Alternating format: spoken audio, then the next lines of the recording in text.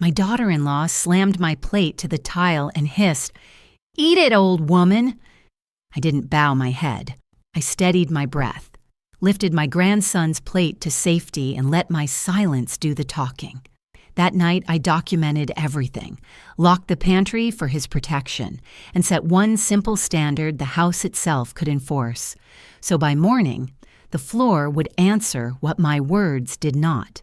And that moment was only the beginning of a week where respect, proof, and consequences found their places. Before I continue the story, please subscribe to the channel and leave a comment letting me know where you're watching from. I stood in front of the refrigerator, the hum of the AC steady against the early Texas evening. The paper in my hand was small, just one printed sheet titled, "House Rules, Allergy-Safe Kitchen."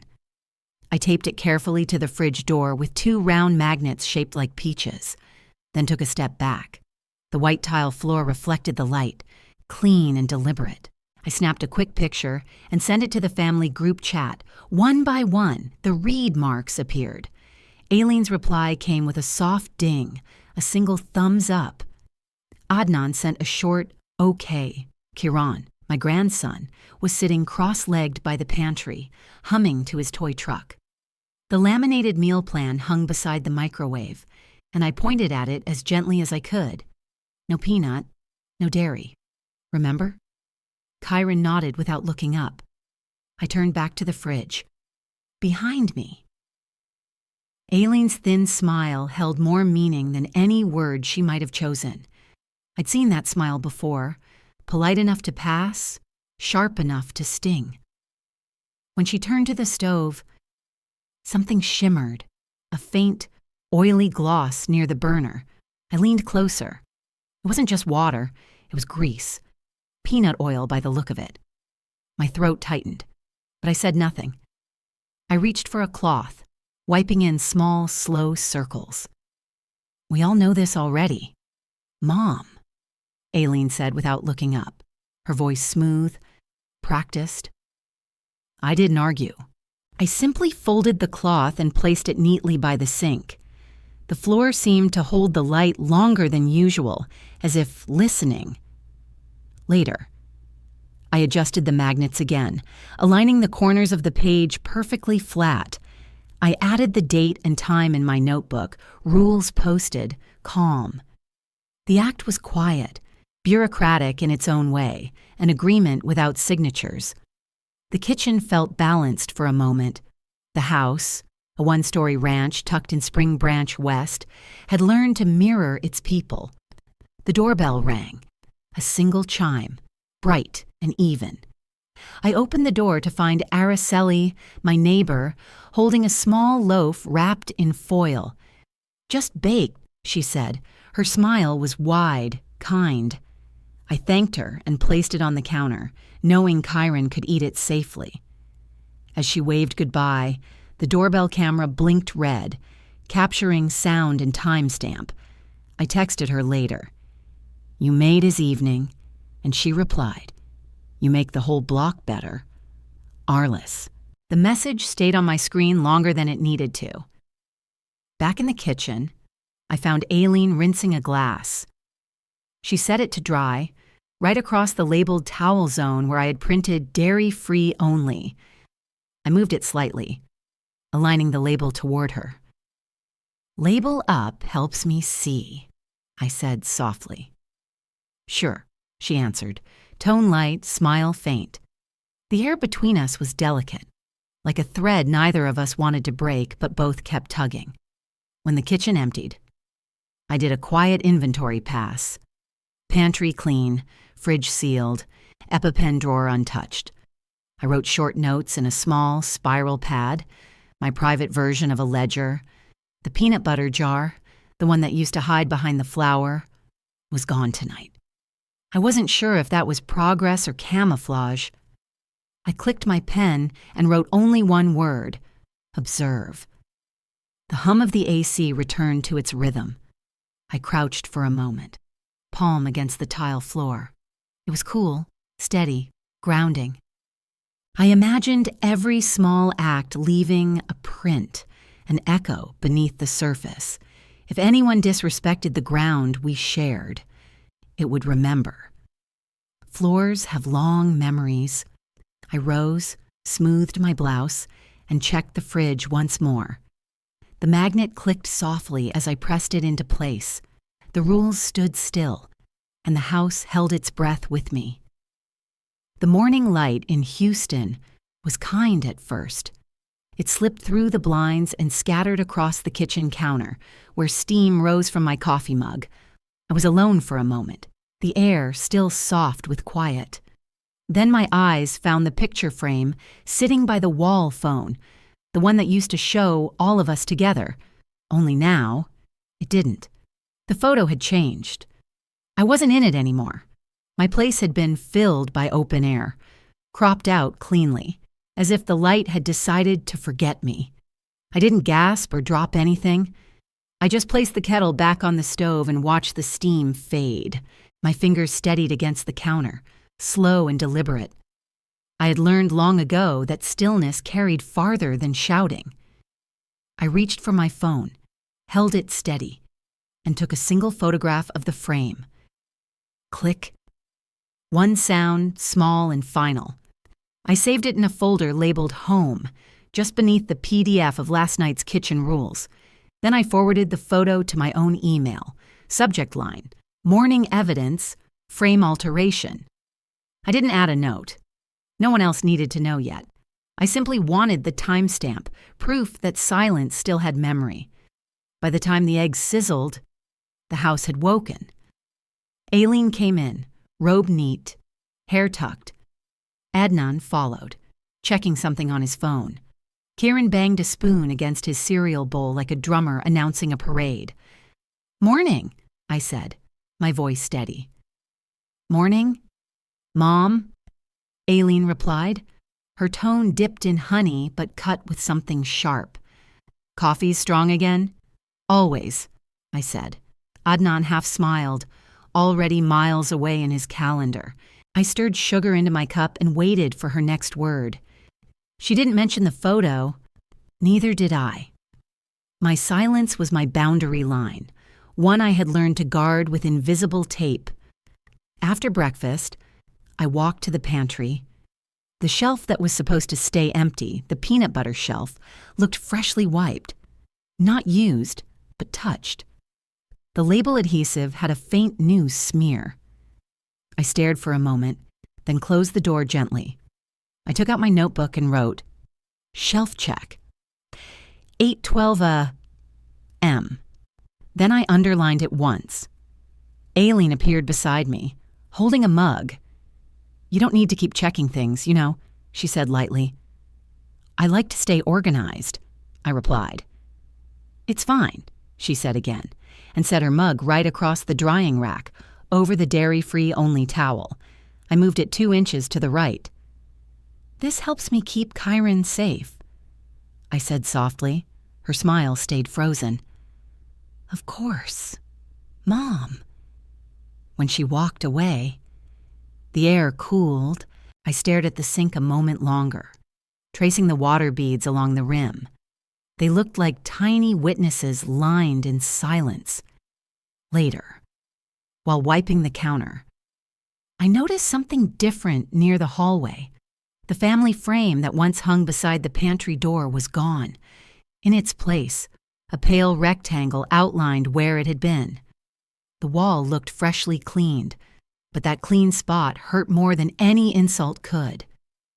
I placed my hand over it, palm flat, and felt the faint warmth of sun on the paint. Then I turned back to the kitchen and wiped the counter that was already spotless. It wasn't about revenge, it was about record. I opened my small spiral pad and ruled 4 neat columns. Date, item, who opened, notes. At the top, I wrote in block letters, pantry log. I left it on the counter with a pen, uncapped, no speech, no warning, just system over sentiment. The broom waited near the fridge. I picked it up and began to sweep.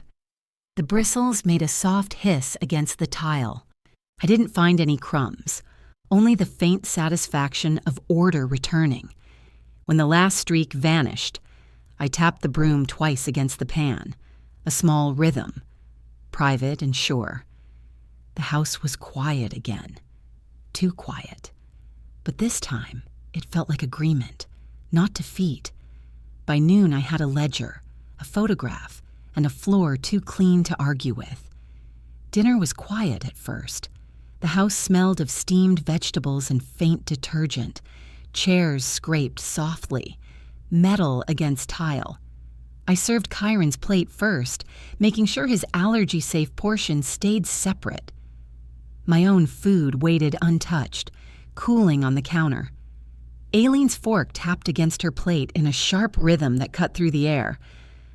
Adnan looked at his phone, pretending to read something important.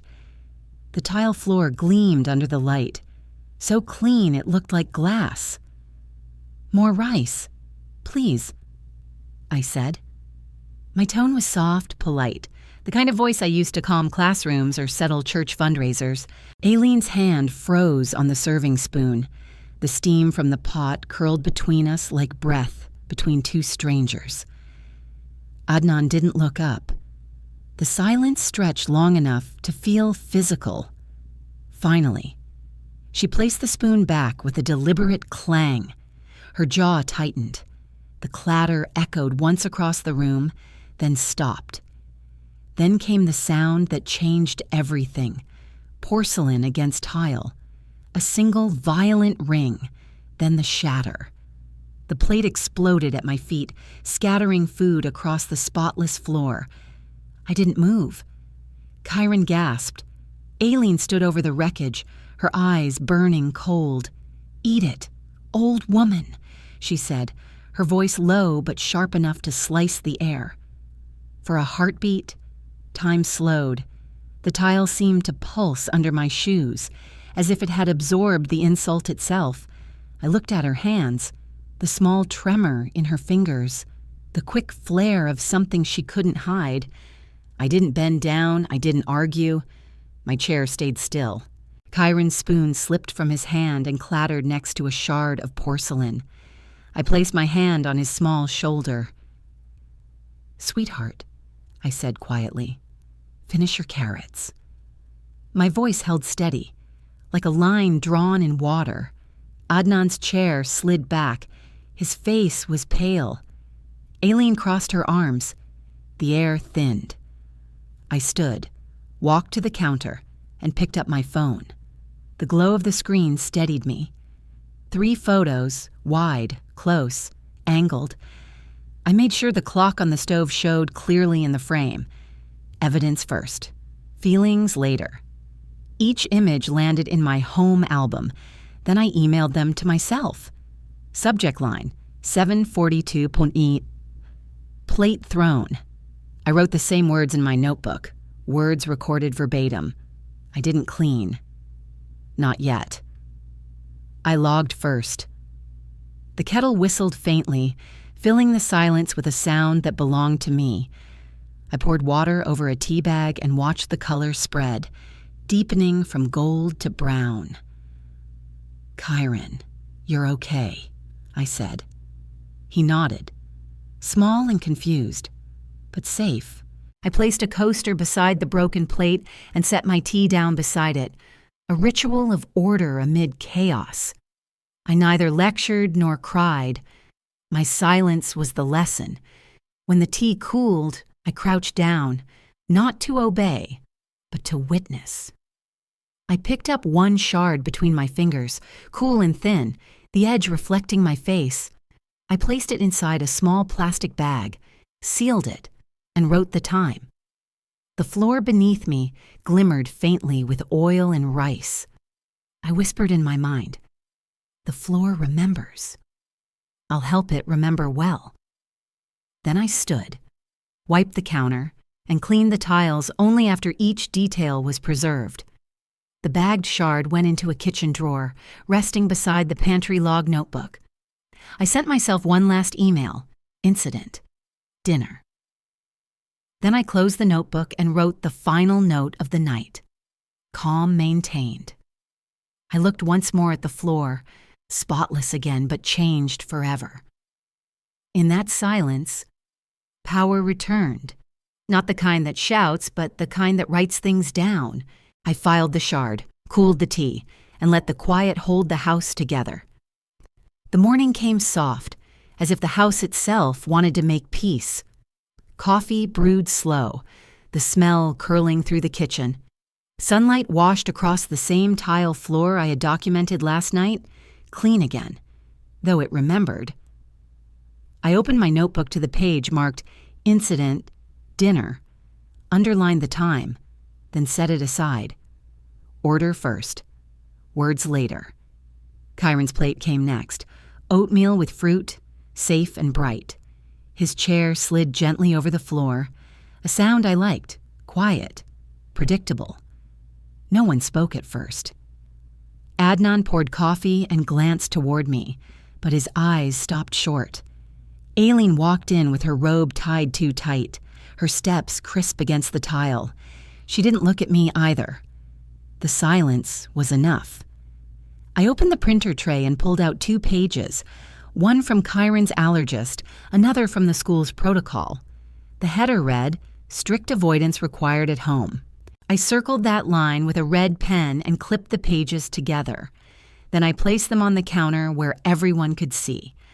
I texted the PDF to both of them, Adnan and Aileen. Read receipts appeared in seconds. "We follow this," I said simply. Every meal. No tone, no edge, just fact. Adnan nodded once. Aileen reached for her mug, jaw tight. The quiet between us pressed against the windows. I continued, my voice level. 2 non-negotiables, I said. No peanuts or dairy in shared zones. Chiron's plate first, always. We keep him safe. We keep the peace.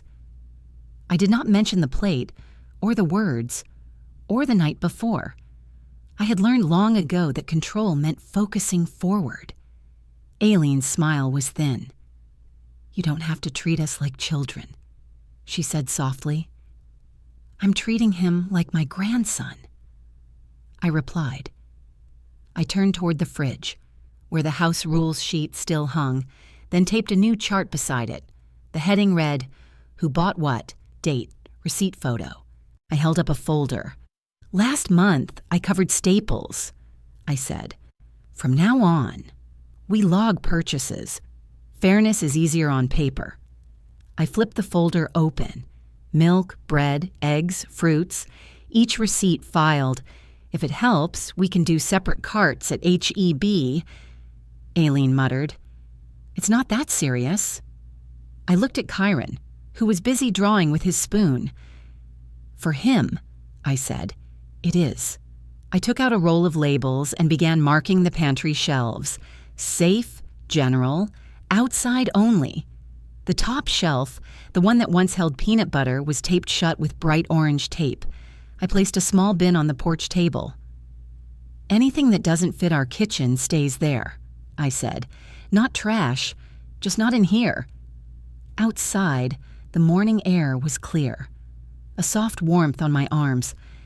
I stepped onto the porch and dialed the pediatrician's nurse line. "This is Arliss, Chiron Hale's grandmother," I said. I asked for written guidance in case household compliance failed. She promised to email the care plan today. I thanked her, then called the school counselor to confirm they had the same file on record. The plan was now documented in 3 places. After hanging up, I texted Araceli next door. "If I ever need to step out with Chiron during a kitchen reset, could you keep an eye out?" She sent back a heart emoji and always, I didn't smile, but I felt the weight of preparation settle in. Contingencies weren't threats. They were insurance for calm. Back inside, I plated breakfast. Chiron's dish came first, bright with blueberries. Aileen reached for the butter dish that sat unlabeled near the stove. Before she could lift the lid, I slid Chiron's plate toward him and said, "After him." She froze. For half a second, I saw the shadow of last night flicker across her face. Then she set her hand back on her lap. No words followed. Adnan exhaled. long and quiet. When breakfast ended, I returned to the fridge, pinned the new chart under the house rules, and tied a pen to a short string beside it. I snapped a single photo, pen, sunlight glinting across the tile, and emailed it to myself. Subject, morning setup. The floor shone back at me, smooth, still, patient. I whispered to it in my mind, "We will not forget, but we will do better." By noon, the house had rules with teeth and a floor that would not forgive carelessness twice. The sound was small, a single ping on the counter. I almost ignored it, but the preview caught my eye. Family room. The group chat had been quiet for days, mostly filled with pictures of Kyron and the occasional grocery reminder. I wasn't part of the noise anymore. Still, the line under the notification made my pulse quicken. "Tell her not to act like she owns the house."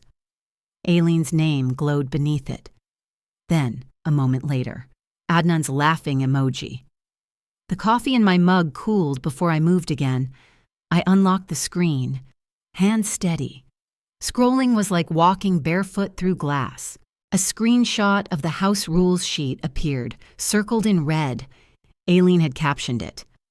"She's turning into the HOA of her own kitchen." Adnan's reply followed, "Let her. She needs something to do." And someone else, probably one of Aileen's sisters, had sent laughing emojis stacked like stones. Each message landed quietly, but it burned. I didn't cry. I didn't even frown. I just let the silence of the house grow thick around me. Kyron's toy truck clicked across the floor in the next room. The sound steadied me. Then I began my work. I took screenshots, each message, each timestamp, each name, and placed them in a new folder on my phone. Incident, digital. No commentary. No reply. Not everything that hurts deserves sound. When the last screenshot was done, I turned off notifications and laid the phone flat on the counter. The kitchen hummed. Fridge, air vent, clock tick, all working as usual. I joined them.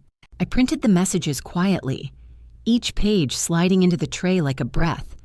Then, I slipped them into the same folder that held the ledger and grocery receipts. On the porch, wind lifted the corner of the paper, and I pressed it down gently. "Words weigh more when kept," I whispered. In my notebook, I wrote 342 me. Group chat, mockery and derision logged. The ink didn't waver. By 6, Adnan came home. The door opened, and for a moment, I waited for his usual, "Hey, I'm mommed," and never came. He brushed past, dropped his keys in the bowl. I offered, "Coffee's fresh." He shook his head. "I'm good."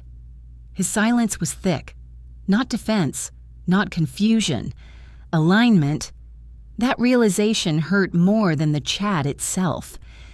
At 7:10, I unlocked my phone and opened the thread one last time. I typed one message, "Dinner ready when the house feels safe again." Then I muted the chat permanently. By 8 the mocking messages vanished one by one. Aileen deleted hers. Adnan renamed the group, erasing the cheerful from its title. No one spoke to me directly. They didn't need to. Silence was my reply, and my victory.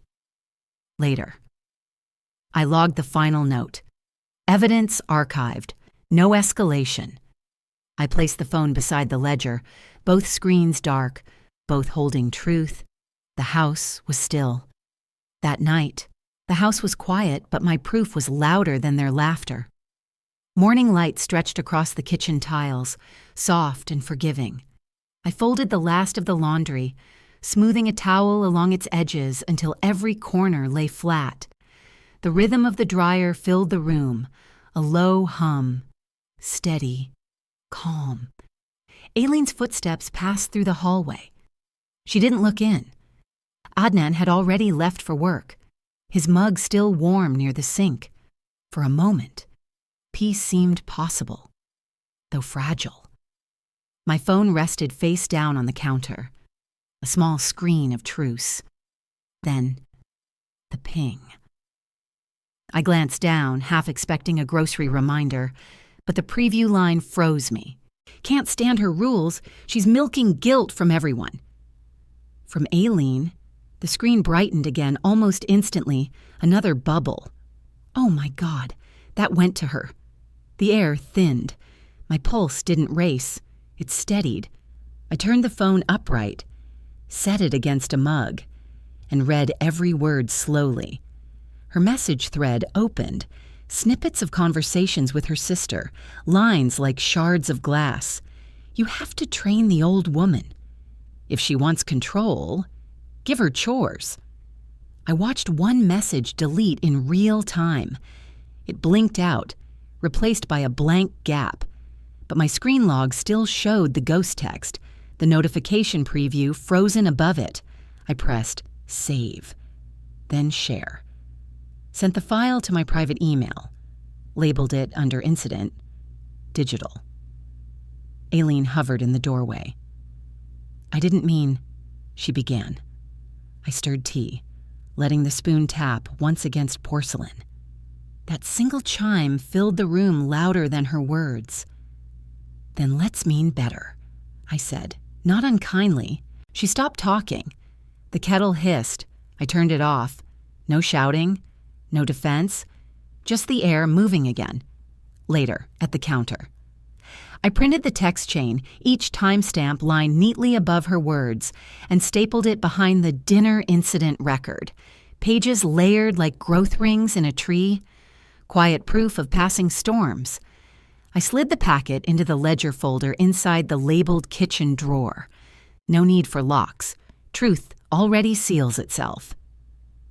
By mid-afternoon, Aileen wiped the counters too long, as if polish could erase her guilt. I let her. The scent of lemon cleaner hung sharp but clean. Adnan texted at 4. Let's keep things easy tonight, I replied. Dinner ready at 6. Nothing else.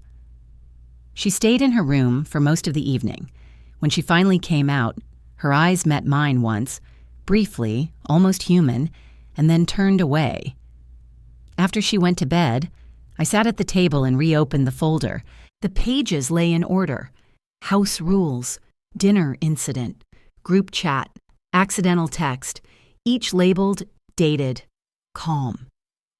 I lined up the printed photos from the earlier nights, plate on floor, clean tile, timestamps glowing in one corner. I didn't watch the moment again. I simply confirmed it. The echo of her voice lived in memory well enough. Eat it, old woman.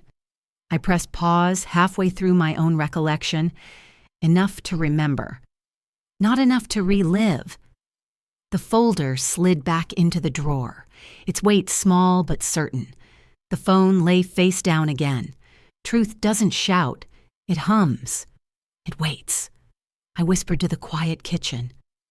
Rumors run fast, but truth walks steady, and it never loses its way. By nightfall, even silence had witnesses, and they all lived in my folder. Before sunrise, I heard the knock. Not urgent, just 2 light taps. Polite, rehearsed.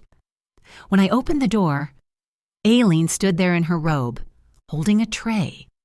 Steam curled from a stack of pancakes glistening with butter. She smiled, a careful, photo-ready smile. Peace breakfast, she said. I stepped aside and let her in. The tray landed on the counter I kept clean enough to reflect the light. The air smelled sweet, buttery. Wrong, I asked gently. What mix did you use? She waved her hand. Casual. Buttermilk were fine. She brought the bag along, maybe to show goodwill. I turned it over. Small print right above the barcode. Processed in a facility that also handles peanuts. Contains almond flour. I breathed in, out. No raised voice, no judgment, just fact. I turned the bag toward her and pointed at the line with one finger. Her smile stiffened. It's just breakfast. I took 3 photos, label, pancakes, clock, sent them in one message to her and Adnan. Unsafe, for Chiron, per allergist letter. Then I slid the tray to the porch table marked outside only. The plate clinked against the surface like punctuation. Kieran's small voice carried from the hall. "Grandma, can I help?" "Yes, sweetheart, let's make ours." I pulled out the oat flour and banana. Oat flour, 1 egg. Banana? I narrated as we mixed. No anger, just teaching. Aileen stood near the sink, jaw tight. Adnan came in, eyes taking inventory. I served Kieran's safe pancakes first. His EpiPen case sat in the center of the table, a quiet reminder of why this mattered. "Eat, sweetheart," I said. Then, to the adults, "You may have the porch tray." They didn't move for a moment. The line between pride and guilt hung invisible but heavy. When breakfast was done, I walked to the pantry and turned the small silver key. The click echoed. I hung the key on my apron, visible, not hidden. Kieran clapped once. "Lockdown?" he asked, proud of the word he'd heard before. "Yes, baby. Lockdown for safety." I wrote in the pantry log, 622, unsafe item relocated outside, replacement served. Then I initialed it, pen steady. The sound of the lock was the period at the end of a long sentence. Later, when the kitchen was quiet again, I opened the doorbell app on my phone. There she was on screen, early morning light behind her, holding the tray, timestamp clear. I saved the clip and emailed the link to myself with the subject line delivery. Breakfast. No one needed to know. Not yet. Silence held its weight better when unspoken. Aileen broke it first. "I was trying," she murmured. "I know," I said. "Next time, read the label with me." Adnan rubbed the back of his neck. "We'll be more careful." "Careful is the floor," I replied, pouring coffee. "Not the ceiling." 2 mugs sat on the porch table beside the rejected tray. I stayed inside. When they left for work, I wiped the counter in slow circles until it shone again. I added one last line to the log. No exposure. System worked. Chiron carried his empty plate to the sink, grinning, syrup on his chin. I kissed his hairline. The house inhaled, safe first, feelings later. When the lock clicked, the kitchen finally spoke my language, safety before pride. Afternoon light lay flat across the kitchen table, turning the wood the color of tea. My phone vibrated where I had left it beside the ledger. The family room thread lit up with 2 names I did not recognize. Aileen had added Aunt Vera and Cousin Bryn with a caption that said, "We need neutral voices." Neutral is rarely neutral when it enters your house with an audience. A screenshot dropped into the chat like a flyer shoved under a door. The subject line read, "House compliance." Bullet points followed. Pantry locks. Porch-only plate. Label checks. Someone had pasted an email that said, "Arliss has turned the kitchen into a personal HOA." I exhaled once. Rules were built for Chiron's life, not for anyone's pride. Aunt Vera typed, "Can't you relax the rules a little?" Bryn answered with a laughing gif under the word OA. Adnan replied with nothing but dots, watching and not stopping. I took screenshots, stamped the time on each panel, and slid them into the folder named Incident Digital S17. I did not plead my case to strangers. This house answers only to those who live here and the child who breathes in it. A calendar link appeared next. Family Council tonight, 7:30 p.m. No one had asked whether I was free. The agenda line read, "Revisit house compliance, remove locks." I muted the thread, forwarded the invite to my private email, and printed it. Meetings that begin without me usually end without my consent. I sent one message to the right person. Remove non-household from family room. This is a child safety space. Adnan answered. "We just want perspective," I replied. Then asked the allergist, not the cousins, and pasted the doctor's note again without commentary. Evidence over emotion is a language even fools can read, if they are willing. I opened the pantry log and photocopied the pages that mattered: dates, labels, actions taken. I slipped copies into 3 sealed envelopes and marked them kitchen, front closet, and car glove box. If memory fails, paper remembers. The originals went back where they belonged. I locked the cabinet and let the key rest against my apron where anyone could see it. At the table, I drafted an email to Ms. R., the elder law legal aid who once helped a friend set boundaries with adult children. I wrote, "Household authority regarding child safety and digital harassment. Seeking guidance." I did not attach the folder. The draft alone steadied my hands. The subject line carried 2 words: advisory only. The house was quiet enough to hear the AC change cycles. I brewed tea and set the cup beside the ledger. Outside, the porch held the morning's rejected tray like a museum of mistakes. Inside, the tiles kept shining. Outsiders had their show. I kept the record. This kitchen does not run on opinions. It runs on oxygen and proof. At 7:15, I wiped the table and put Kyron's crayons into their tin. At 7:20, the printer hummed and spit one last copy of the agenda into my hand. At 7:25, I checked the doorbell camera and confirmed the day and timestamps still matched my notes. I do not jump to catch a ball that was never thrown to me. I set a legal pad near the ledger and drew 2 columns, claim and proof.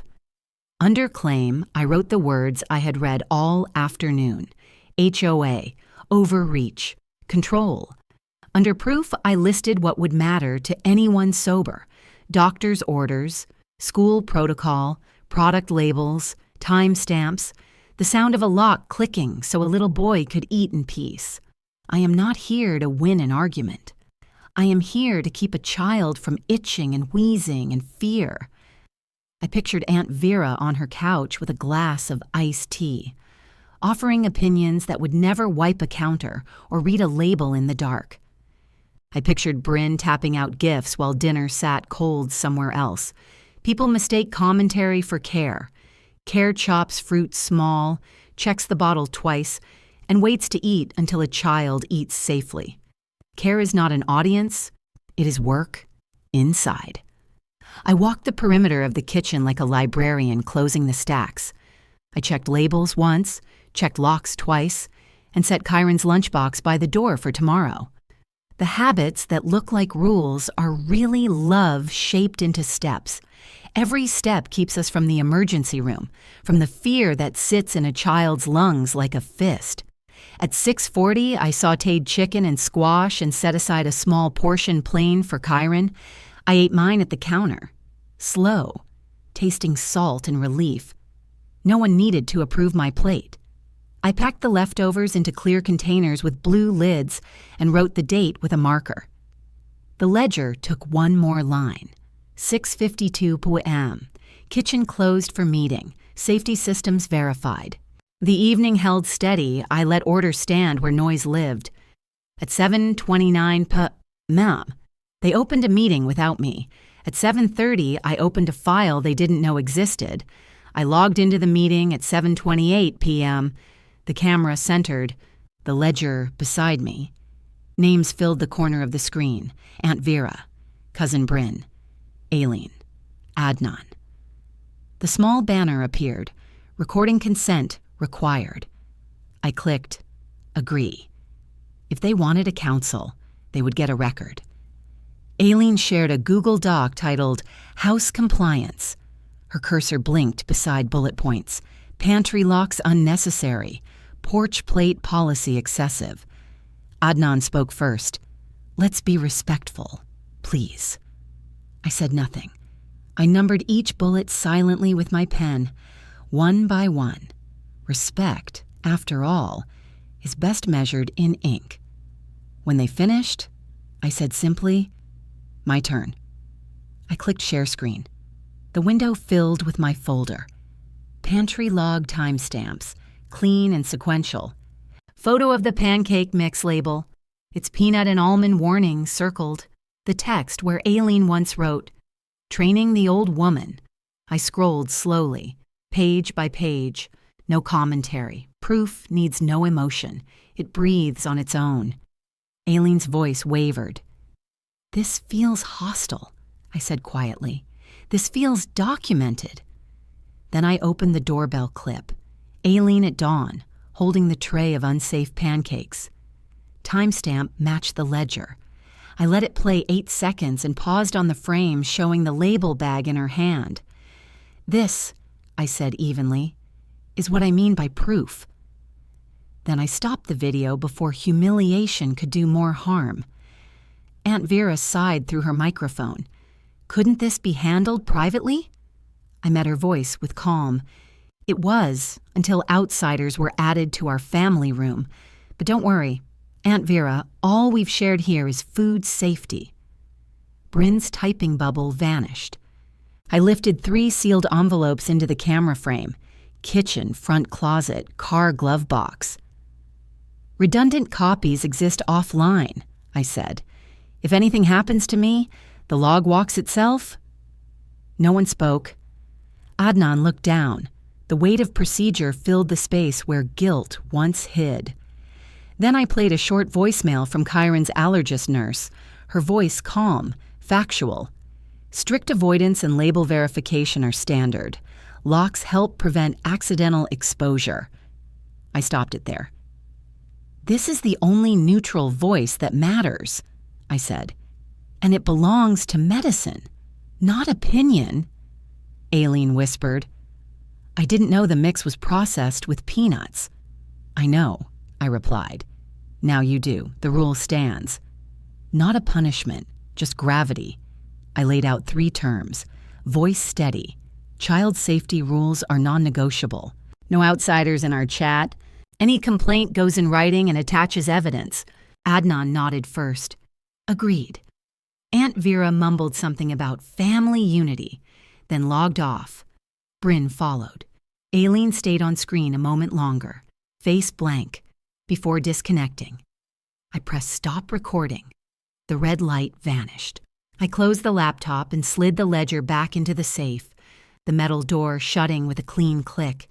The house resumed its own heartbeat, steady, ordinary, earned. They closed the meeting with opinions. I closed the folder with evidence. Dawn came slow, pale against the kitchen blinds. I mopped last night's footprints, set Kyron's EpiKit beside the fruit bowl, and started the coffee pot. The house felt like a lung holding its breath, still, suspended, waiting. Aileen came in without a word. Her footsteps were hard, deliberate. She yanked my plate from the counter, turned, and flipped it face down. Scrambled eggs scattered across the tile like small suns dying in dust. "Eat it, old woman," she said. The words hit harder than the plate. Adnan froze mid-step. Kyron gasped from the hallway. For 1 second, even the refrigerator hummed louder than anyone's courage. I took 1 breath, then 2. I didn't pick up the fork. I reached for my phone, steady hands over trembling heart. 4 photos, plate, food, clock, their shoes, saved. Incident, kitchen, S1. I tapped into the doorbell cam app and confirmed the footage angle caught it all. Then I said, "Kieran, porch." He obeyed, small feet pattering to safety. No words for pride, only exits for children. Gloves on, bio bag out. I sprayed the bleach solution until the air stung clean. I hummed softly so Kyron would hear rhythm, not rage. Behind me, Aileen muttered something about control.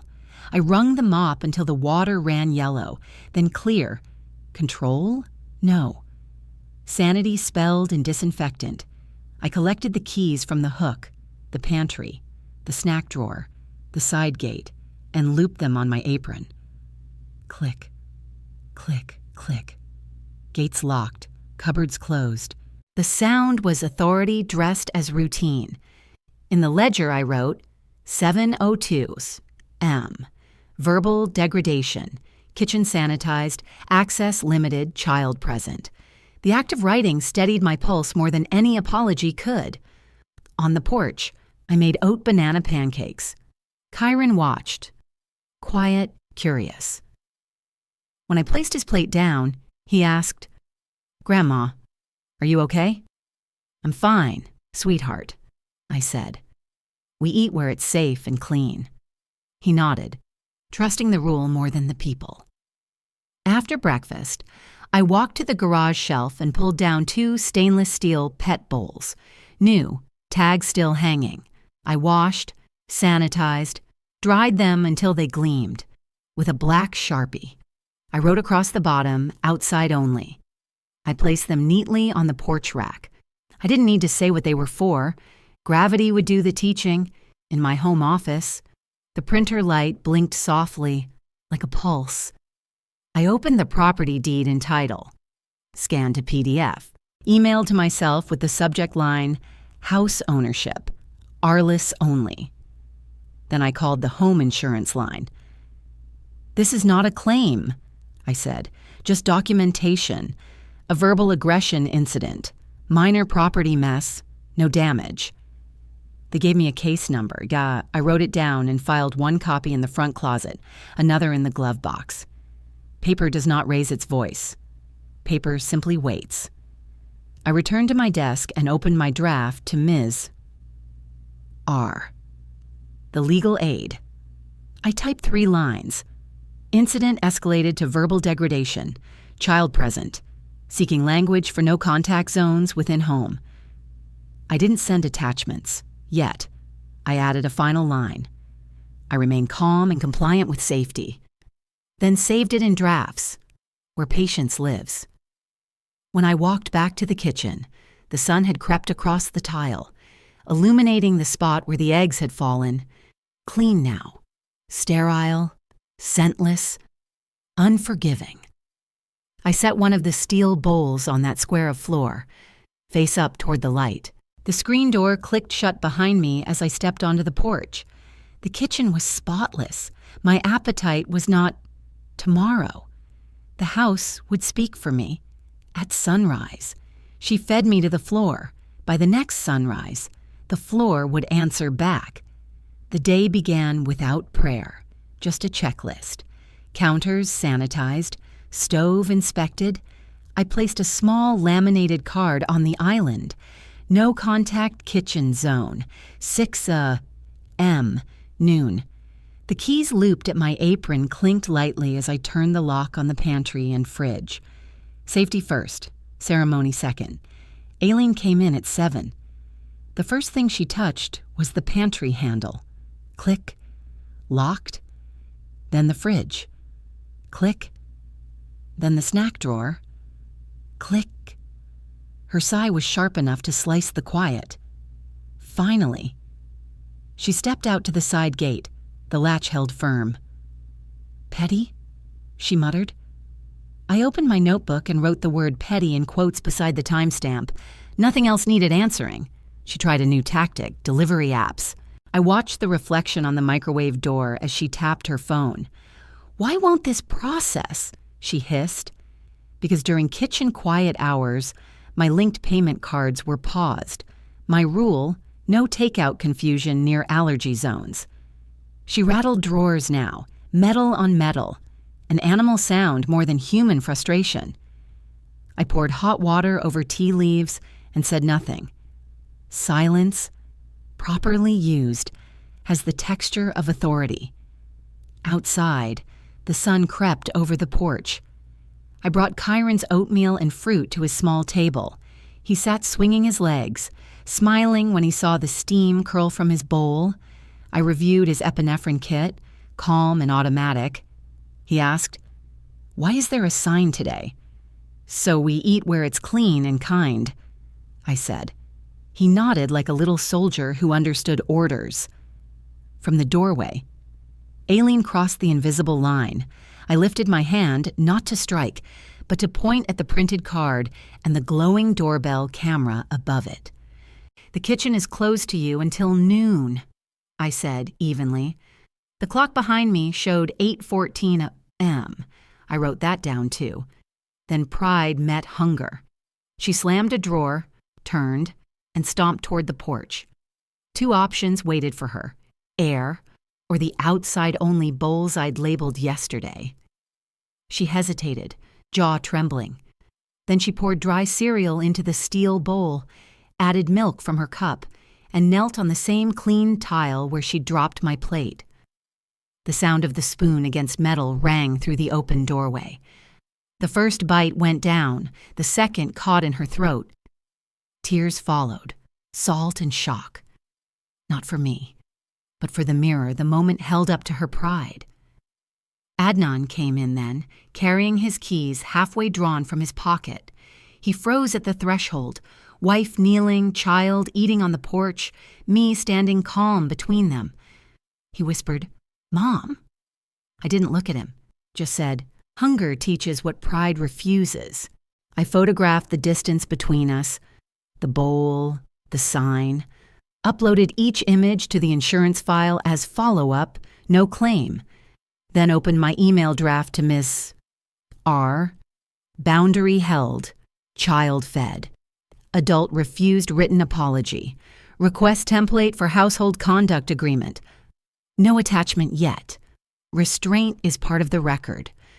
Through the fence slats, Araceli Alvarez paused while walking her dog. Our eyes met. She didn't gossip, didn't speak, just gave a small nod of respect. A witness exists without a single word. By late morning, the kitchen air cleared of tension but not of memory. I lifted the sign from the island and hung it on its hook by the door.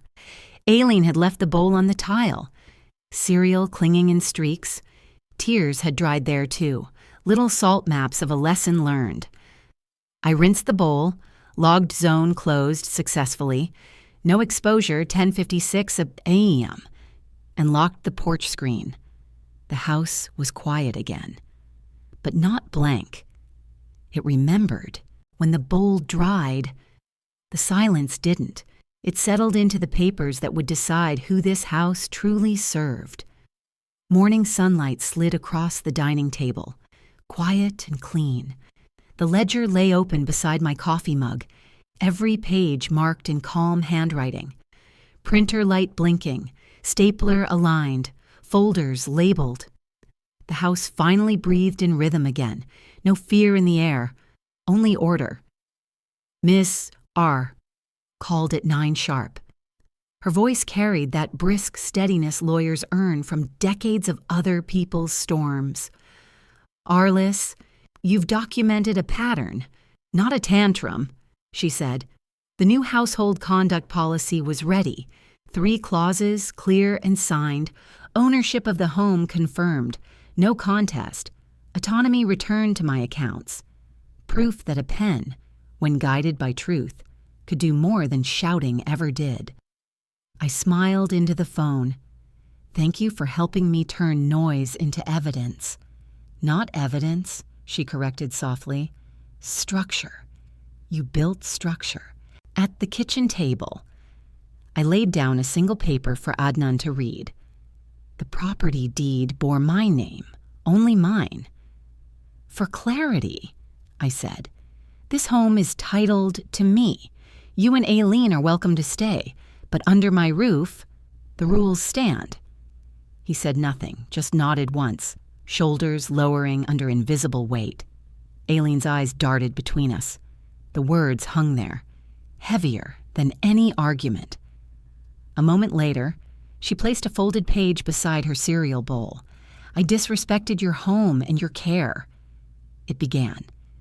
No excuses, just 12 careful lines. I initialed the bottom corner, scanned it, and filed it under written apology. Completed, not revenge, not proof of victory. Just closure with a paper trail. I dialed the insurance representative to close my open case. "No claim, no damage," I said. "Just prevention." She chuckled. You run a tighter ship than we do, ma'am." I thanked her, hung up, and smiled. In a world that documents chaos, prevention is peace. At my desk, I opened a new folder labeled Chiron Safety and Education Fund. Credit union logo in the corner. Initial deposit, the proceeds from a few heirlooms I'd sold quietly last year. In the memo line, I typed, "For the one who eats with gratitude." The account would mature when he turned 25. Every rule I wrote, every proof I kept, it all led to this. Safety as inheritance. Dignity as currency. By afternoon, Aileen brought tea to the porch, steady hands this time. No speeches, no apologies beyond the written one. We sat in the same light where pride once knelt. Chiron played near the steps, chasing a cat that didn't mind company.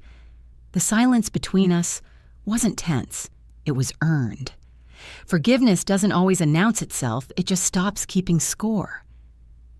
Inside, I opened the ledger one last time. Final entry. Boundaries held. Lessons absorbed. House steady. I tied the ribbon and closed the cover. The notebook was heavier than when it began, but my heart wasn't. Evening filtered through clean glass. No broken plates, no raised voices, only air, order, and peace.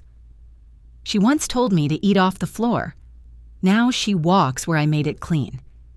The house remembered everything, but this time, it remembered me standing.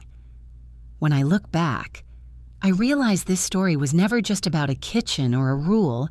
It was about respect, dignity, and learning that peace begins with boundaries. Sometimes silence is not weakness. It's the strength that keeps a home standing. If you've ever been dismissed, ignored, or told you don't belong, remember, you teach people how to treat you by what you tolerate and by what you document. To everyone watching, ask yourself, what does your floor remember about how you handle disrespect? What do your children learn from the way you stand your ground? If this story touched your heart or made you think, leave a 1 in the comments or tell me where you're watching from. I love knowing how far these stories travel. And if you want to hear more stories like this about family, forgiveness, and quiet strength, subscribe to the channel and join me next time.